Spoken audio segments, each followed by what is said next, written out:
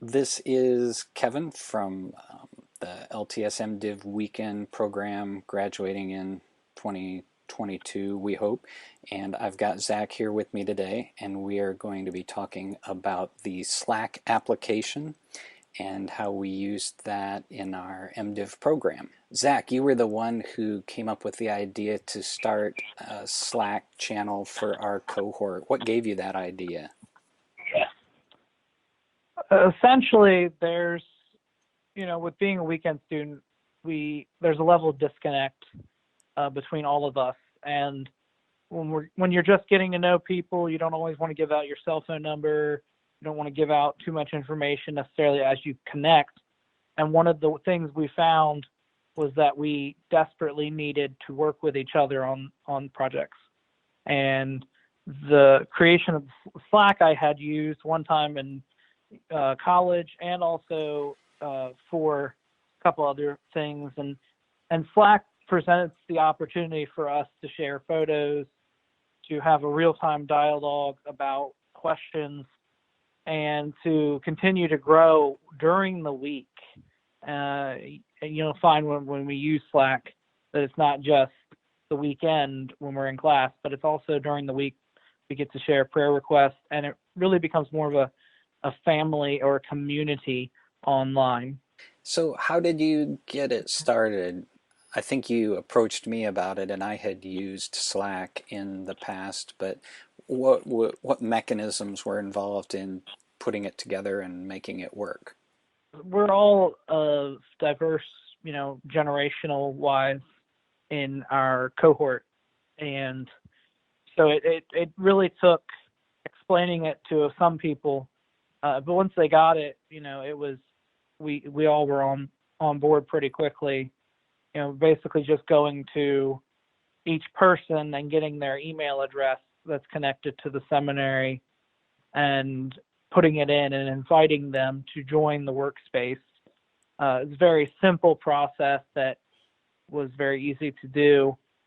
We were able to just literally walk around the classroom and say, do you want to do this? You want to be a part of this? This is what our goal is. And people signed up. Everyone participated to some level, I think. What are the basics of how Slack works? Slack works, but it's more the people that make it work. You can use Slack to as much as you want it to be. On a foundational level, it's a simple communication tool like text messaging or IM, if you still use IM, like that kind of stuff, or kind of like Messenger on Facebook. Or you can take it to the next level and use it to do things like memes and friendly competitions. There's a lot of apps in Slack, but mostly on a foundational level, it's used for sending photos of assignments or things that we do as a group to each other. And also we're able to create group chats within that so that if we're having a group work in class, you can actually communicate with your group and send attachments back and forth, whether it be PowerPoint, Word doc, or Excel, or anything like that. Then you wound up setting up some different channels. Tell me about those. If you can remember them, I opened up the app so I could see them to jog my memory. But you wound up, you had the basic general channel, which Yeah. has everyone in it. But what other channels then were set up? First and foremost, I'm Zach, but I happen to be a pastor. And so, when I realized, between, I think it was you, Kevin, who first called me the cohort chaplain. Hmm. And we realized as a group, me in talking to a couple other people at least, that there was a need for ministry within our cohort, which I think is really, really interesting and a key thing outside of even talking about Slack, because, even in a cohort of people going to a seminary to become some sort of person in ministry, you need ministry, because we're all still people in need of help and love and prayer and caring. And so we started a prayer request channel in which we can express those needs to the greater cohort that we have, if we want to. We don't have to specify. It could be unspoken, and we would, everyone would respect that too. But it not only having that, but once we knew that, when we saw each other, it also brought on a greater, caring for each other, because we knew it from earlier in the week that it was going on. When we saw the person the next time, we could check in with them verbally instead of electronically. I think it was you that set up the Kindle channel. For folks that don't know, whoever's watching this, Kindle, not all Kindle books have real page numbers corresponding to the editions in print, and it can be a big issue. Most of the professors, I think, we found, are fine with putting, what Kindle has is called locations, and so most of our professors have been fine with putting the location. I have not met one yet that's not. One of the things in like the greater community of academia is they like to have the real page numbers, and so right now we haven't had to worry about it. But I know for when our readings come up on our schedule, we'll find, one of us will have the real book, and we'll find out, is it a chapter, or is it 2 chapters, or a chapter and then a couple pages in the next chapter that we need to read. Yeah, and when you say professors are okay with us using locations, you're talking about when we're doing citations, and that's been my experience as well. But yeah, the Kindle channel was just for those of us who use Kindle books, and so the professors will list a page range in the syllabus, and if you don't have pages to look at in your Kindle app, you need to know what that equates to. So yeah, I would sometimes grab a physical book from a classmate and translate from the pages to the Kindle locations, or to the chapters, or sections of chapters, and then post it in the Kindle channels so we could see what we needed to read Yeah. that week. If So if you're watching this, definitely check out Kevin's other video on the Kindle. There's a lot of positive things that you can do with a Kindle. For instance, I have my Mac, and I'm able to copy and paste right from my Kindle any quotes or citations or anything, because I have that there. So we covered the general channel, the prayer request channel, the Kindle channel, and then there was another channel you created called Random. Looking at it, we didn't use it that much Mm-mm. at all. In fact, I think we had like 2 people comment on it. And we've talked about other channels too. As our cohort went through the Mm-hmm. year, that last term we had classmates who weren't part of our cohort who maybe could have benefited from Slack. So we've talked about doing things like setting up class specific channels and things of that sort. Yeah, What? because that's one thing on Slack, is you have to remember that people can read what you put Mhm. on there, especially if they're an administrator. We all have.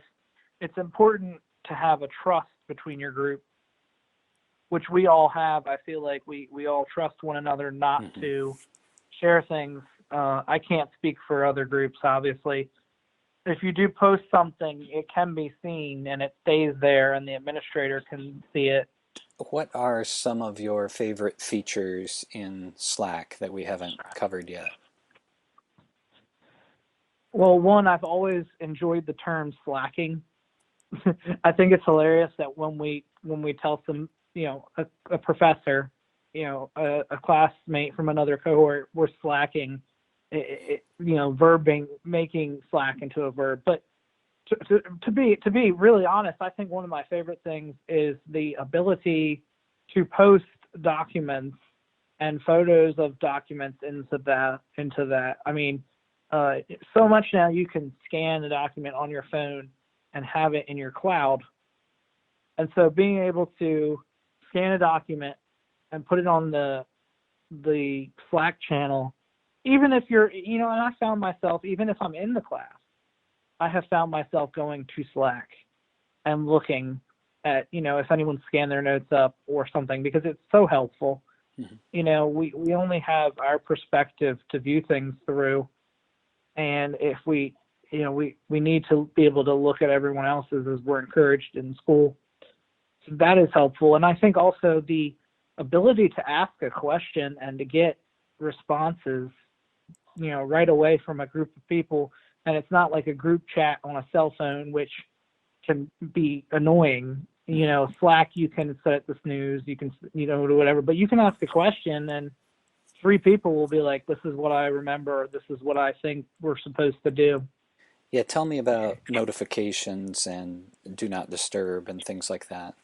Well, in Slack, I haven't played around too much with that, but I think it's pretty much very similar to an iPhone. It has what's called do not disturb, and you can set it for amount of time. For custom, you have options to set it for 30 minutes, an hour, 2 hours, 4 hours, until tomorrow or next week.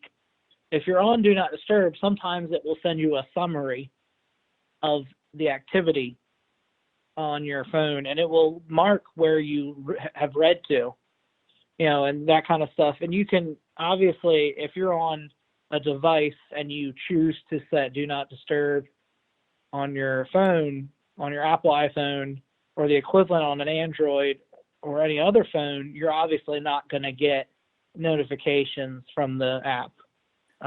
And you'll get it, but it won't be, a sound or anything.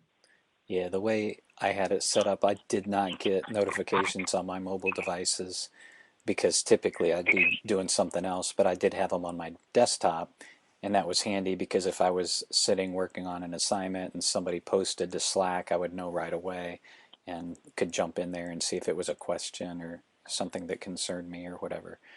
And so that's how I set it up personally.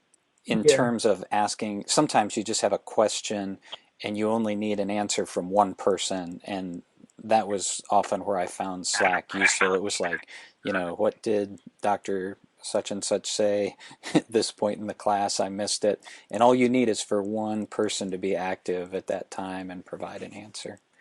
And rather than Yeah. sending out a big email blast to a whole bunch of people. Yeah, there were certainly, I remember there was one class where I was so tired and spaced out, and I messaged and you replied, and I just completely missed what was said. So yeah, that's certainly a good use.